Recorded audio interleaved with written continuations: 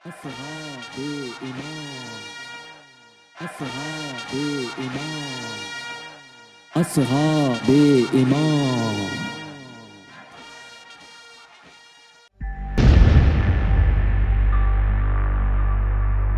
कितने शर्म की बात है पाकिस्तान के इदारों में बैठी हुई इन काली भेड़ों के लिए कि किस किस्म की स्ट्रेटजी उन्होंने अपनाई है। सवात के अंदर तालिबान घुस गए और यहाँ इन बेगैरत दहशत गर्दों के पट्टे इन्होंने बिल्कुल खुले नहीं छोड़े, बल्कि पट्टे निकाल लिए कि जाओ तुम्हें इजाजत है, तुम सिविलियन की औरतों को गालियां दो, उनके घरों पे हमलावर हो। यानी वो बकवास कर रहे हैं कि अगर हम अपारा नहीं आते तो क्या आपके घर आते।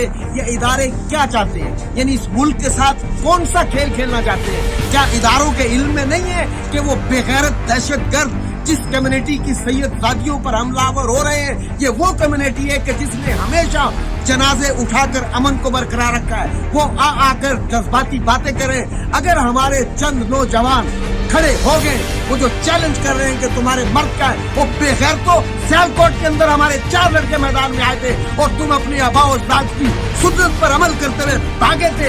अगर हमारे मर्द मैदान में आ गए तो जिन इदारों ने तुम्हें पाला है उनसे कहो कि तमाम पाकिस्तान के टेलरों को बुरकों का आर्डर दे, वो बुरके तुम्हारे लिए सिलवाएं ताकि तुम्हें भागने में आसानी हो। क्योंकि तुम्हारी तारीख रही है कि जब तुम मैदान जंग में आते हो और सामने से हमला होता है तो तुम बुरके में मुंह छुपाकर भाग जाते हो।